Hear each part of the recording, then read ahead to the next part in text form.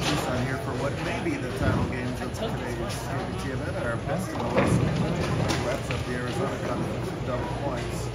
The title match is the best 2 out of 3 deal, and right now the 2 bowlers that we see up are the 2 bowlers that are trailing. That's Miguel Espinosa on the right. That's Braxton Sexton on the left. Must win this game to stay alive, unfortunately. Third deciding game. That's a bad way to start for Sexton.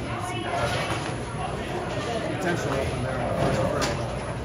Pretty great run for him so far. We'll talk about that as the match. It's an all match play format. Nobody has been better at match play this year than Miguel. He is 17 and 2 for his matches so far. This weekend he started 15-0. Christian Ortega beat him 1 game in the finals. Won the other 2, and now Seth just doubled in the 10th frame of the first game here, putting him behind the 8 ball. We started with a double as well. Miguel spares, not going to get it up. Here you go. A high-scoring day. We bowled on 3 different patterns. 2 longer patterns proved to be very high-scoring, and 1 shorter pattern proved to be very low-scoring for most. Pretty typical. This one is a flatter long pattern than Saturday morning, and they poured up just about at the same scoring pace. These guys are so darn good. And just tear it up. The Californian lets it fly in the that one dead play. He is here specifically to chase points. His family sort of has learned the ropes of how the points work. He started the weekend just outside the top 12 in all conference points, which gets him a bye in the quarters of the TPC. He's going to earn at least 180 plus all the bonuses this weekend, so a big boost for him no matter what. But he'd love to take home the title as well. 4-9, I think for one. Renee wearing that JBT 300 Club shirt. Braxton is going to own one next time we see him because he fired a couple 300 games this weekend. Braxton's first with us, but not the first of his life. Mason Snow had one earlier in consolation. That was the first of any type in his bowling career. So 2 really nice 300 games and numerous other close calls. Christian Ortega had 299. There were 279s all over the place. There was a 279 tie in match play earlier today. These guys just a little bit of breathing room and they will destroy it. Braxton's 300 came in the finals.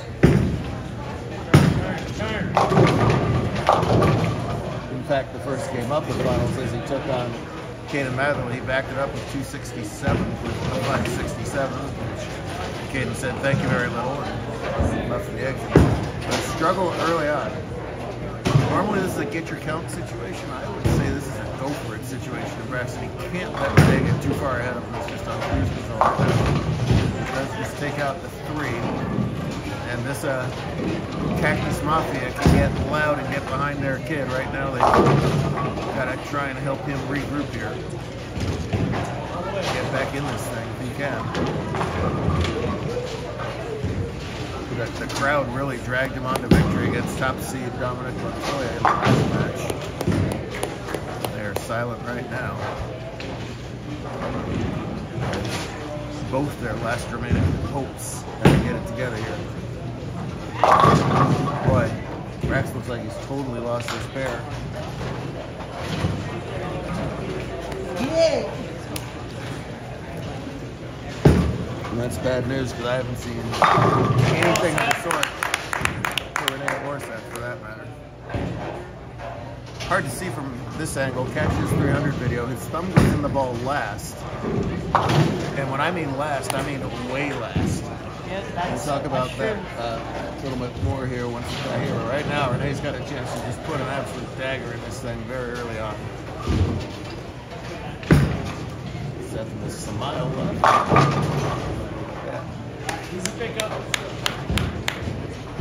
Two-handed, lots of pop on that. A little bit too much pop. It's a big 4. Instead of putting the dagger down, he's gonna stay, keep Brax in the same area code. Wow. Even though it's a really scoreable pattern, you know, the lanes do transition. And that seemed to be the trend. The dead fresh seemed to be the highest scoring portion of the tournament. And as they started to break down a little bit. They got a little bit tougher. The flatter ratio of this pattern, you'd think that would definitely be the case. Let's see who can readjust quickest. Let's go!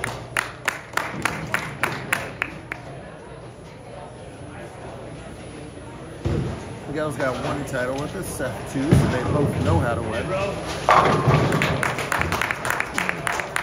Much better shot in the fourth with a man they call Rowe.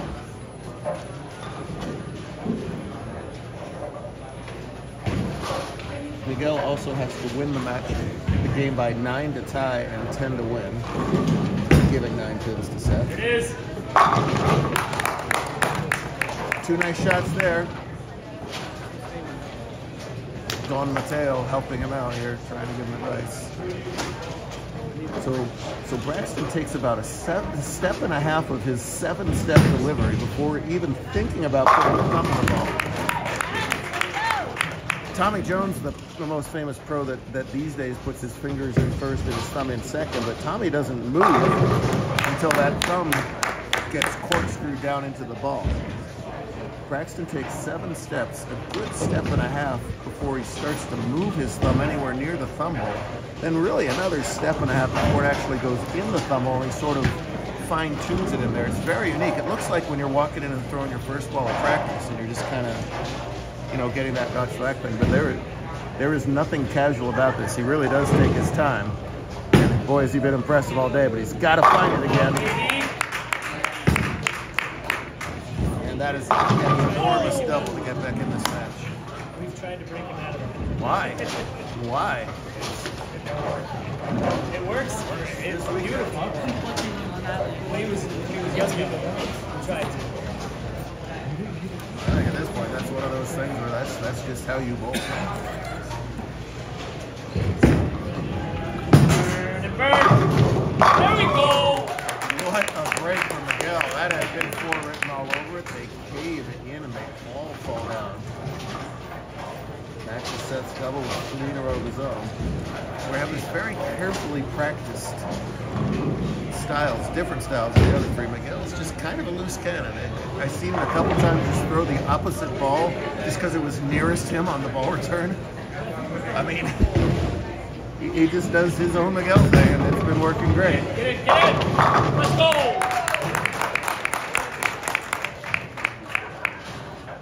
Well, he looked a little lost after 5. I don't know. The combination of Miguel's bowling and Matt's coaching and whatever that high 5 was that you didn't catch on camera right there. A beautiful 4-bagger. Now can Lee respond? Yes, he can. Seth's not given any room at all. Again, he's getting the 9 pins. He's gonna be forced to take a breath when Braxton is up, and I think that's a good thing. Sexton on the double. It's close. Oh, wow. The 5 into the 10. That was some interesting pin action right there. Seth hates that. Oh, man. He's gotten a couple. Well, both bowlers have gotten a couple breaks. Seth is well aware what a ginormous break that was. We'll have to do some math. We'll figure out where that might have been a title winner. When things aren't going Seth's way, he always asks me to change the script. And he couldn't write a script like this for him. Chasing points goes all the way to Tucson from LA, and it's this close to winning. So he's getting 9, and he can max out for 232, which is 241. 12, 13, 72, that's going to be enough. Seth is going to win, and meanwhile Braxton with a devastating split over there in the 7th. That's the winner. Seth Lee's going to win his 3rd career JBT title, 2nd of the season. His dad knows it. He's got a chance over there. No, just too much of the 3 pin. It gives him 112 through 9. Only a 170 finish. Get it, get it, get it! Get it! Good run, good run.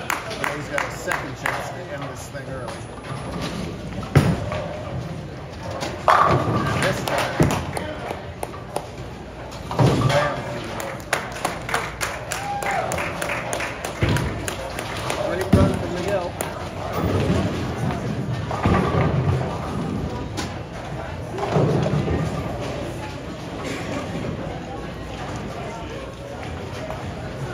best Braxton can do is 202.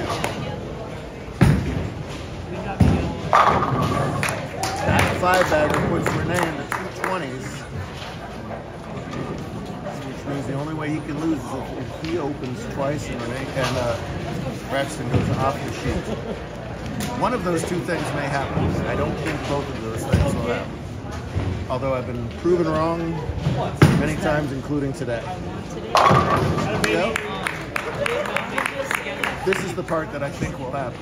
I think Braxton's going to find a way to go off the sheet here.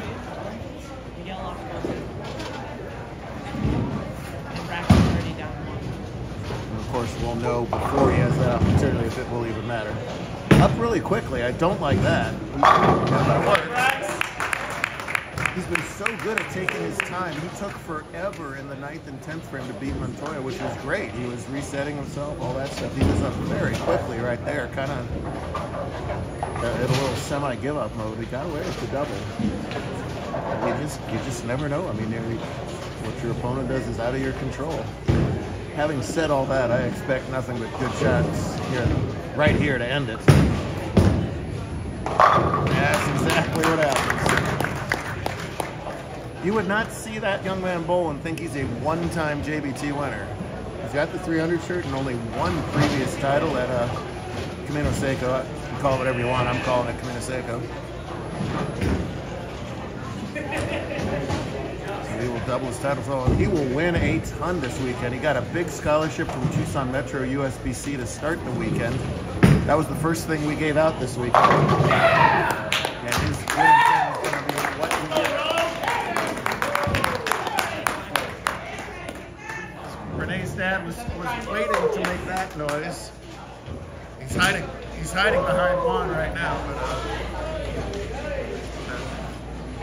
Renee Sr. was ready to pop out of his chair for quite a while.